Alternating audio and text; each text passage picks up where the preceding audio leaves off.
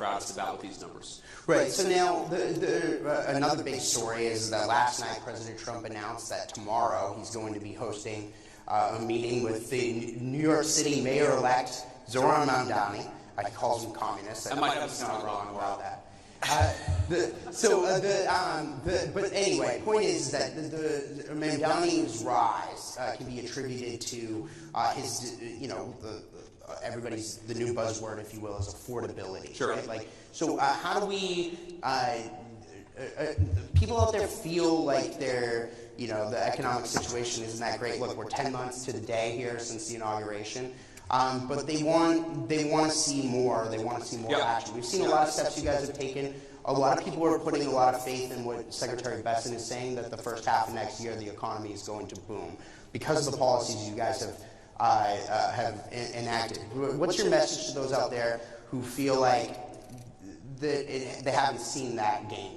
Yeah, well, first, Matt, the government shutdown didn't help, to be clear. And I do think that actually pumped the brakes a little bit on all the great economic news that we were seeing. And look, the Democrats, our attitude was, why are the Democrats doing this? They're the party of government. Why are they shutting down the government? For 10 years, they said to shut down the government is an act of economic terrorism on the United States. And it's sort of a question that answers itself, because I think that they were so worried about what the Trump administration is doing that they were willing to blow the whole thing up, hold a gun to the head of the American economy in order to get what they want. And that's going to cause a little bit of damage, but I think it'll be ultimately very, very minor, because we were able to get the shutdown wrapped up.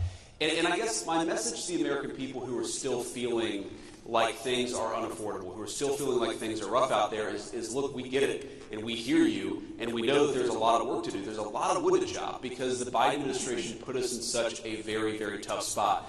And the way that I think about this is it's always helpful to take this from the abstractions to the actual real things that people are worried about. So take, for example, a dozen eggs. I'll never forget this. It was one of the very first, maybe the single first press conference that the president had done since he had started his second term. And some reporter, probably from ABC, yells at him and says, "What have you done about the price of eggs? The price of eggs are up 300% over the past 3 years." And it's like, it was January the 23rd. It's like, what do you mean, what have we done in 2 days? It's going to take a little bit of time to fix that problem. And so if you're an American who's just struggling to get by, you work hard, you pay your taxes, you want your kids to have good opportunities, and the price of eggs goes from $2 a dozen to $8 a dozen under the Biden administration, and then under the Trump administration it goes from $8 a dozen to maybe $6.50 a dozen, well, to you, that is still a major problem. And even though we've made incredible progress, we understand that there's a lot more work to do. And the thing that I'd ask for the American people is a little bit of patience.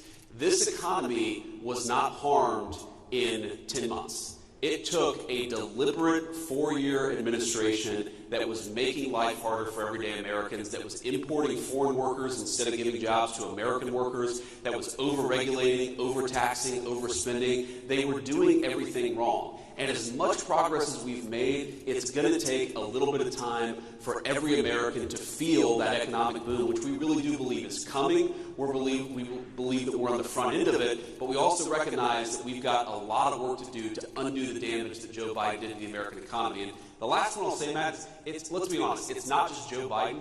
As much as I think Joe Biden was one of the most disastrous presidents of American history, we had a policy in this country for 40 years of shipping American jobs overseas and hiring foreign workers instead of American workers. That has caused the economic stagnation of the American middle class. There was one bright spot in 40 years, and that was the first Trump administration, and there's going to be a massive exception to that 40-year trajectory of American decline, and that's the second Trump administration. We just got to keep it going.